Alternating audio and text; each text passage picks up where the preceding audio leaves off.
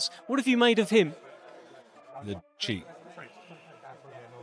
Answer early. Is Jake Paul natural? No. I can say that with pretty certain confidence in that statement, mainly because, as you heard me mention, I know a lot of the people he trains with and I have heard things. For if I can test you randomly for performance enhancing the next 2 years, and I never got a response on that. Anthony Joshua reportedly exposes Jake Paul, suggesting that Jake isn't competing naturally and may be using PEDs.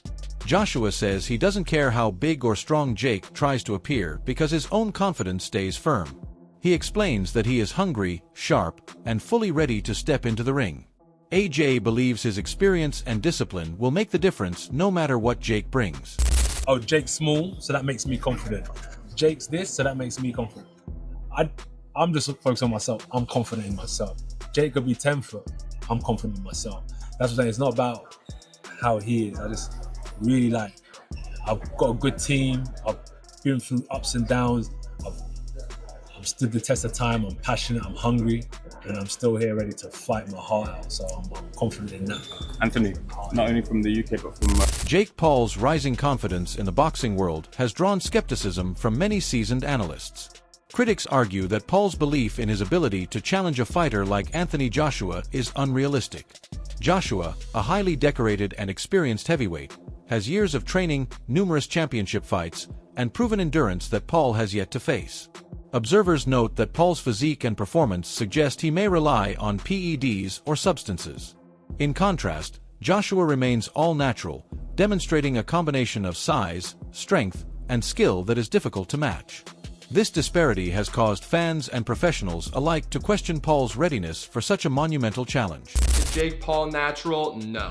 I can say that with pretty certain confidence in that statement, mainly because, as you heard me mention, I know a lot of the people he trains with and I have heard things. Now let's give Jake the benefit of the doubt, right? He's able to restrain from the peer pressure that everyone's putting on him to hop on these certain compounds. Then that would be cool to train natural, do what he needs to do. But the thing is, his body composition has changed so much, his explosiveness, his power, and yes, that comes with training and time. But I find it very, very suspicious that for some reason, whenever a drug test gets brought up, for instance, when Fury wanted that in the contract, Jake Paul turns them down. So you should think to yourself, it's probably because he's not natural. Now I want to make it clear, I don't care whether Jake Paul is natural or not. There's so many people that aren't natural that are in combat sports.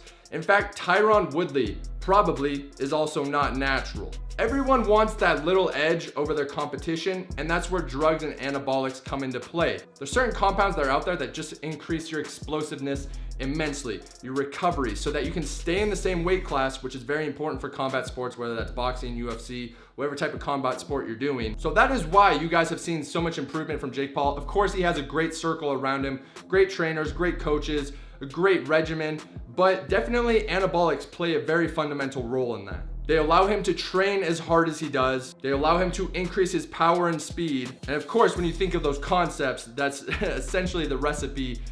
Deontay Wilder has fueled speculation about the integrity of the match, suggesting that contractual arrangements could determine the winner. According to Wilder, this fight may resemble past spectacle-like matchups where entertainment and financial considerations sometimes overshadow pure competition. He implies that whoever is favored in the deal will walk away victorious, casting doubt on whether the outcome will be entirely earned through skill and strategy. This perspective has amplified debates within the boxing community as fans consider whether Paul's meteoric rise is influenced by promotional agreements rather than purely athletic merit. And they asked Deontay Wilder, who does he think will win the fight? And he said, whatever's in the contract for the person to win, that's who will win. And let me counterpunch. What Wilder is saying is what a lot of people are fearing, right? You know, the Jake Paul FDA that, hey, he has to win each and every fight has been one of those things that has been lingering around in the boxing world, as we've seen about Mike Tyson and Mike Tyson seeing him pulling punches or appeared to be pulling punches than not really trying to fight Jake Paul. And I reminded people that it was an exhibition. And despite how it was billed and what Mike promised to do, I think none of those guys were just trying to hurt each other. You know, I think Jake Paul was actually just trying to, just share the ring with a legend. You know what I mean? To be honest, he made sure he won, sure, but, he didn't try to go out of his way to hurt Mike like he did, like he dropped Anderson Silva or he knocked out. These claims have sparked controversy, particularly given the significant financial stakes of the fight. High-profile matches often involve complex contracts and substantial monetary rewards. Wilder's insights shed light on the potential for these agreements to shape outcomes in ways fans may not initially recognize. While the suggestion of a predetermined victory is not universally accepted, it has prompted viewers and analysts to examine the motivations behind the matchup. Wade, another boxing analyst, emphasizes Joshua's advantages over Paul. According to Wade, Joshua's combination of size, experience, and technical skill far surpasses anything Paul has previously faced. Even at a stage where Joshua is considered older in the sport, his conditioning and confidence remain formidable. Wade highlights that Paul's decision to challenge Joshua may be premature, underestimating the resilience and tactical intelligence of a boxer who has endured countless high-stakes bouts. In Wade's view, Joshua's proven abilities make him a difficult target, and Paul must contend with both physical and psychological challenges in this fight.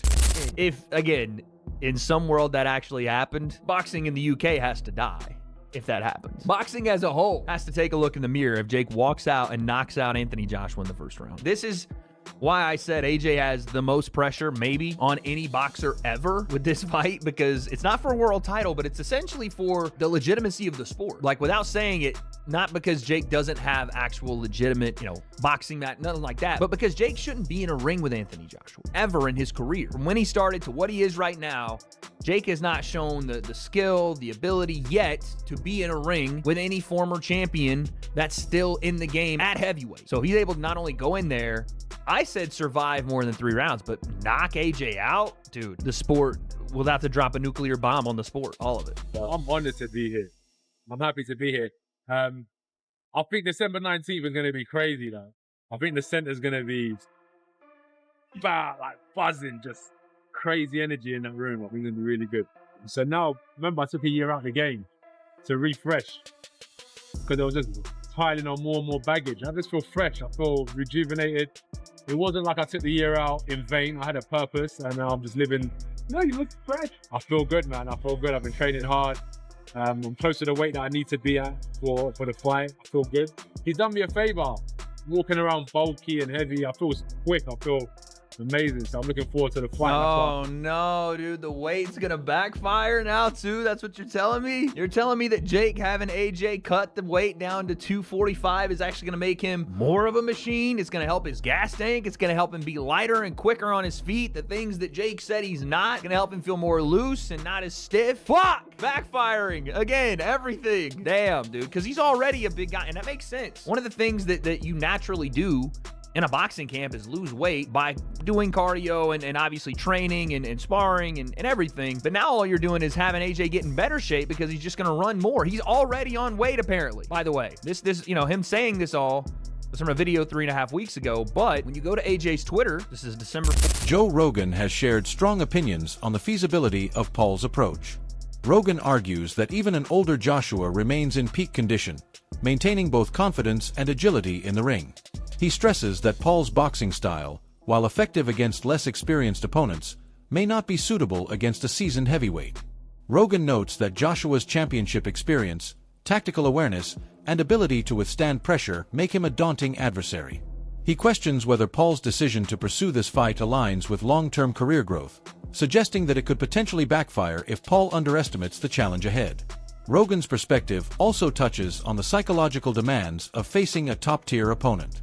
He explains that mental fortitude is as critical as physical conditioning, and Joshua's championship mindset gives him an edge in navigating high-pressure situations.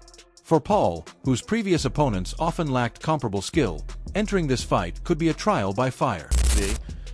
This is a 34-year-old Anthony Joshua. This is a terrifying human being. Terrifying. again, a guy who survived Usyk twice. You know, you saw what Usyk did to Dubois. You see Usyk take out Dubois? Did you see that? I mean, that's the Usyk you're talking about. There's an Usyk that rocked Tyson Fury, who's fucking 6'9". So Jake Paul's 6'1" versus 6'6" Anthony Joshua. Jake weighed in for the Tyson fight at 199. Yeah. Joshua against Ngannou was 252. 6'6". Just not just 6'6", but 6'6", and knows how to use every fucking inch of it.